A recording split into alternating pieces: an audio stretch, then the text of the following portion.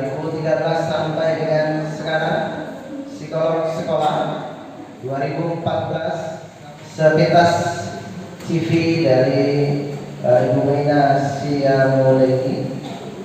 Dan tidak berlama-lama lagi, mungkin tanpa berlama-lama saya akan juga mempersilahkan pada beliau untuk membawakan materi untuk hari ini, yaitu tentang bahaya gadget bagi anak dan cara mengatasinya. Kepada beliau kami persilahkan.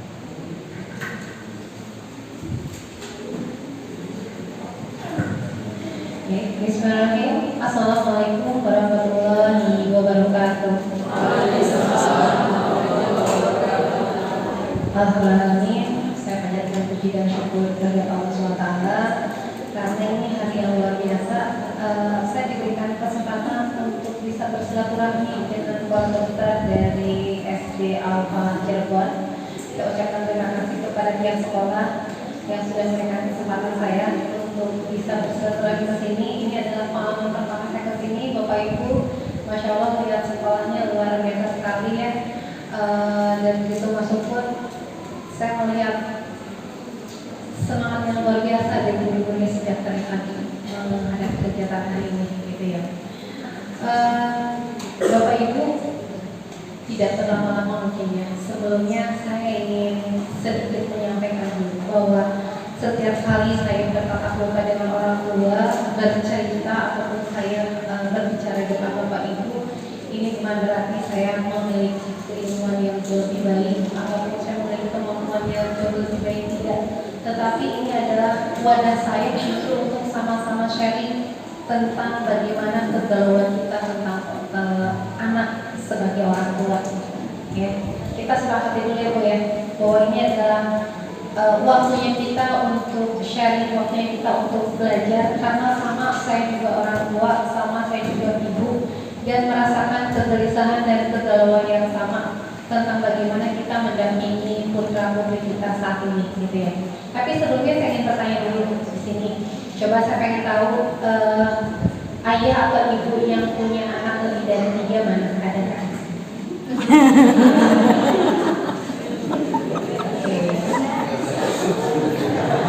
Berarti ini sebagai program pemerintah juga.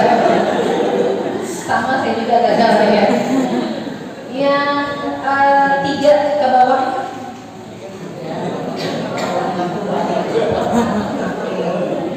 Yang sudah punya anak remaja.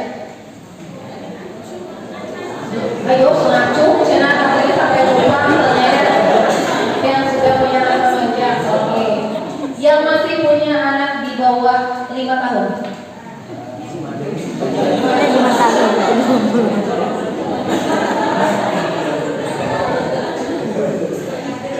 Baik, Bapak Ibu, saya ingin bertanya dulu. Kita cocok dulu bareng-bareng. Yang sudah punya anak remaja, tetapi sekarang juga masih punya anak kecil, beda nggak rasanya pengasuhan anak yang pertama dan yang sekarang? Beda. Bedanya di mana? Beda apanya? Kira-kira yang membedakan itu kita orang tuanya, atau lingkungan sekitarnya, atau apanya? Jelas anaknya berbeda apa? Jelas anaknya berbeda, ya, anaknya berbeda. Selain itu apa yang berbeda? Yang kita coba evaluasi dari diri kita ataupun dari lingkungan. Kira-kira ada nggak yang dirasa berbeda? Apa Bu? Oke deh, saya ngecek ke saya pribadi ya. Saya anak 1 dan anak ketiga. Anak ke 1 terus terang saya masih punya banyak waktu sekali buat anak. Ya. Anak ketiga parsial sekali ngebagi waktunya. Sibuk. Ya. Anak pertama saya belum punya HP Android. Ya. Pertama kali itu HP yang paling SMS. Masih mengalami 2 zaman ya Bu, tanpa teknologi dan dengan teknologi. Jadi pernah merasakan saya itu mendidik anak, membersamai anak, mengasuh anak itu tanpa teknologi. Karena waktu dulu masih punya prinsip gak punya TV di rumah. Sekarang anak ketiga sulit, Bu. Ada yang sama tidak, Bu? Sama. Ya. Kenapa?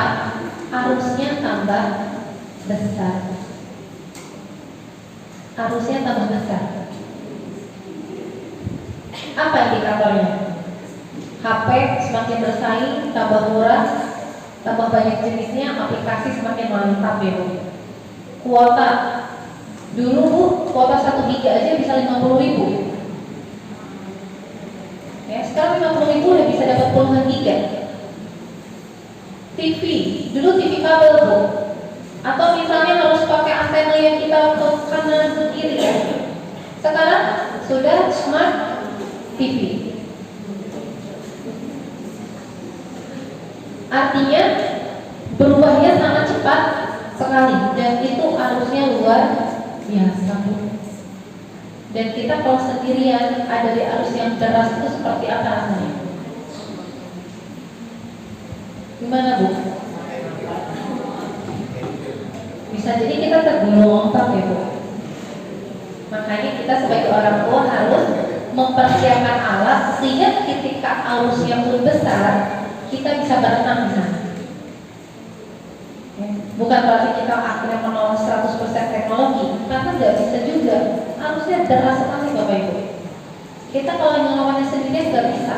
Keluar-keluar teriak ini matikan TV, matikan TV, matikan TV, nggak bisa, Bu. Anak tetangga nonton TV. Anak saya nggak pakai handphone, mainan, nggak boleh main game, Bu. Game online di mana-mana sekarang. Warnet di mana-mana, Bu. Anak kalau misalnya mau game online itu cukup bayar berapa? 2.000 per jam. Nyewa wifi 2.000 seharian, Bu. Artinya arusnya sangat deras. Dan kita sekarang belajar mempersiapkan bagaimana kita bisa berenang di arusnya deras tersebut. Oke, juga itu pakai. Nah, beda generasi, beda komunikasi. Adakah yang mengalami kalau janjian itu dengan surat? PDKT-nya si Abi sama si Umi pakai surat, ada yang ngalamin? Ada ya? Semua masih dengan serba menulis. Ya, Bu. Ibu, Bapak boleh tanya ke guru yang kelas 4, 5, 6 betapa sulitnya ngajarin mereka mau menulis.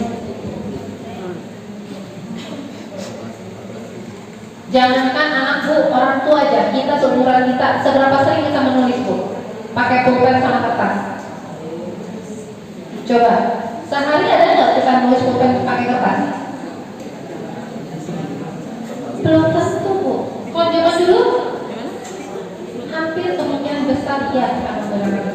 Ya, jadi pertama adalah write me, kemudian berubah jadi call me, email me, dan chat me. Pakai next.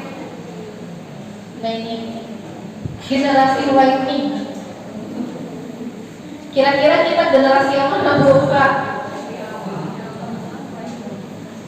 Kira-kira yang mana?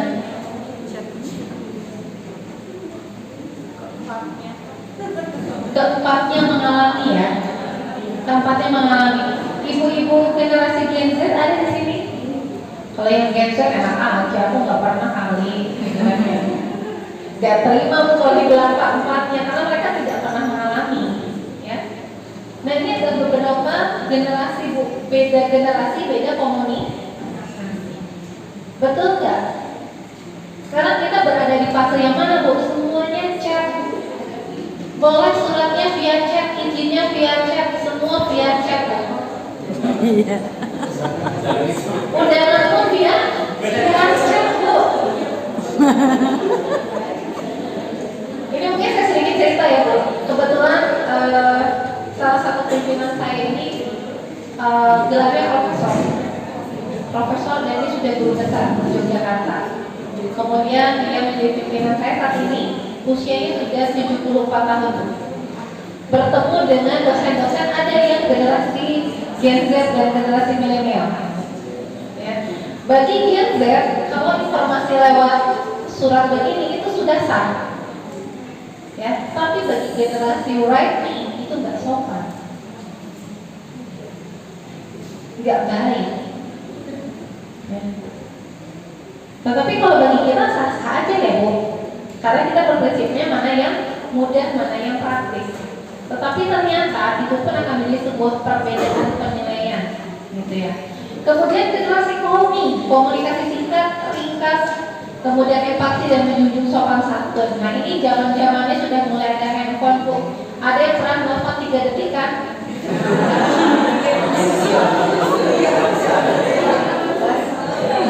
Apa gimana? Kalau udah kelebihan itu rasanya menyesal sekali karena harus kena pulsa. Yang tertawanya paling keras kayaknya yang paling sering ngalamin, ya.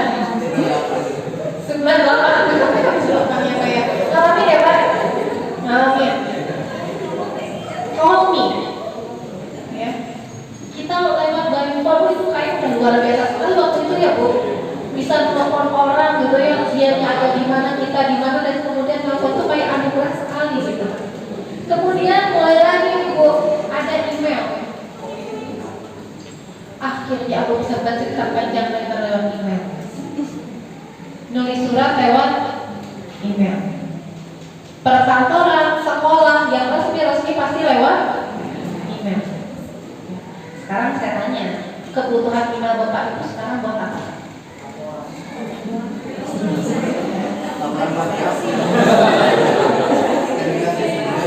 Coba.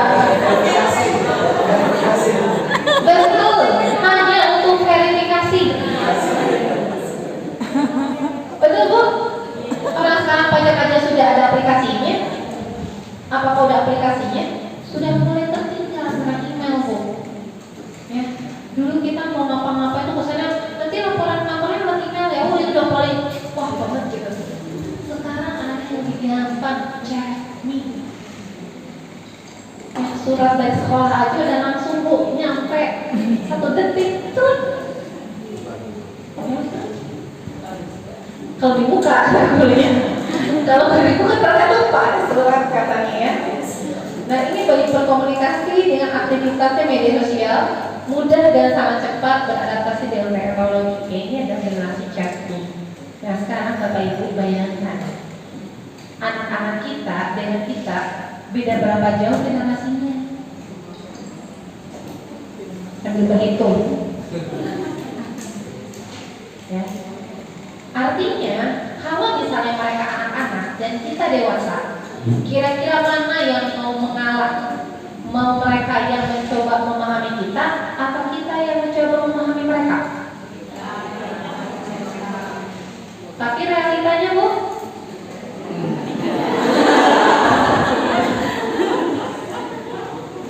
sekarang saya tanya, tadi kan Ibu yang jawab ya, kita yang memahami mereka. Sekarang saya tanya, Ibu Bapak tahu nggak mereka main game apa aja? Tahu. Pernah nggak mabar bareng? Pernah nggak mabar bareng? Artinya kita belum coba memahami mereka.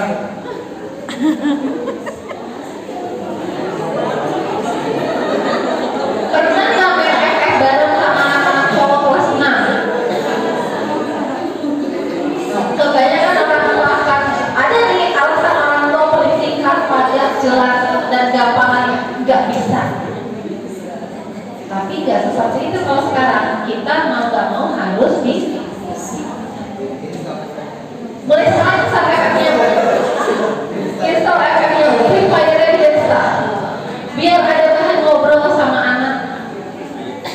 Kan kita yang pengen melatih mereka ya, biar kita punya satu frekuensi. Minimalnya ketika ngobrol itu kita tahu istilah-istilah game yang ada lima itu apa sih? Beda itu apa sih deh? Top up itu apa sih deh? Kamu nggak ngerti sih top up. Minimalnya kita tahu ada obrolannya. Sekarang obrolan anak kita dengan orang tuanya dia main apa sih? Ah, Mama nggak ngerti. Iya sih, Mama nggak ngerti. Gampang, Mama udah saya selesai. Nggak ada lagi obrolan. Kecuali akan bertanya kamu mau makan apa? Di sekolah tadi ngapain? Uangnya udah cukup apa belum? Ada PR atau enggak? Tapi tidak ngobrol hal-hal yang akan mereka inginkan. Ya. Berikutnya, next. Generasi Alpha. Sekarang sudah ada lagi generasi terbaru pada sudah lahir 2025. Ya, sudah lahir lagi generasi baru. Sudah video call Bu, generasi cerdasnya. Dulu kebayang, pernah gak sih kita membayangkan dulu tuh pengen bisa ngobrol sama orang tapi lihat orangnya gitu. Mungkin 15 tahun lagi juga bisa membayangkan ya. Sekarang bisa dilakukan. Bahkan bisa menelpon berapa orang sekaligus Bu. Ya, bisa grup, video call grup, ya, Zoom dan sebagainya. Next. Nah ini potret orang tua zaman now.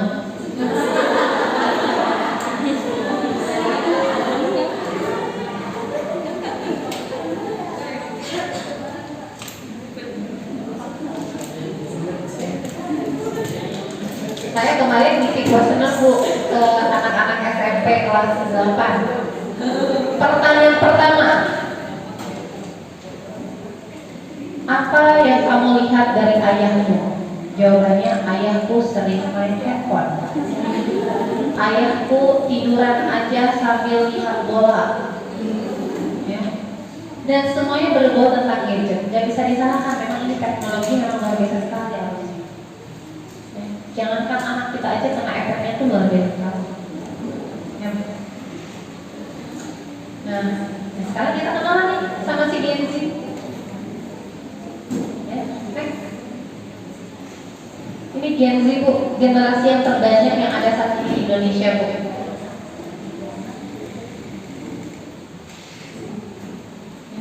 Gen Z, oke, next.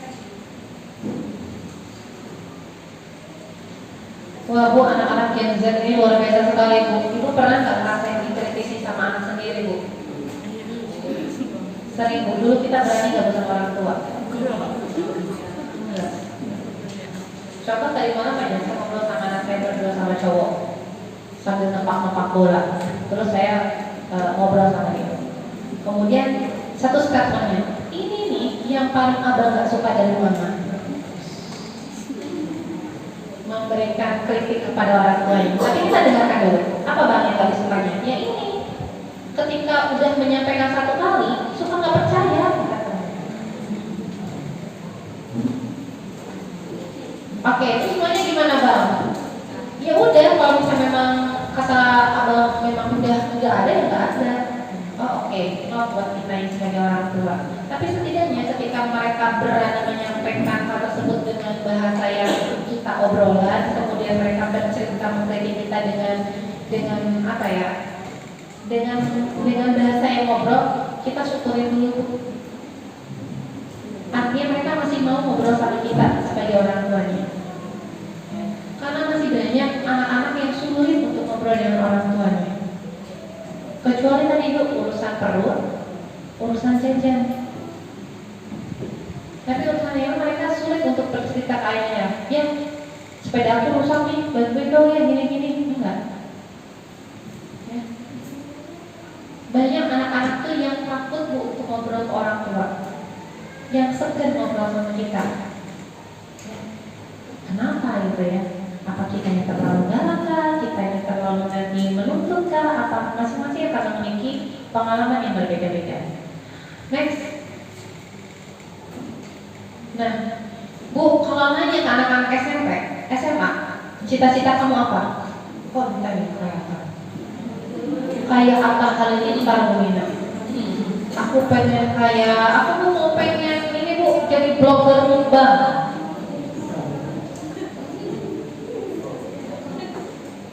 Betul nggak? Pengen jadi apa? Pengen jadi atlet e-sport. Jarang Bu sekarang saya menemukan anak SMP, SMA cita-cita apa? Jadi guru. Sulit sekali. Tapi begitu menghadapi kenyataan bahwa dunia itu seperti ini, baru mereka menyadari ternyata jadi guru tuh enak yang menyenangkan. Tapi ketika zaman SMP, SMA, nggak ada tuh termention banyak pekerja itu. Sekarang hanya terkotak di beberapa bidang pekerjaan saja kan. Kemarin saya ke salah satu SMK, saya tanya, besok kamu mau jadi apa setelah lulus dari sini? Bu, saya pengen kerjanya itu yang santai tapi banyak duitnya.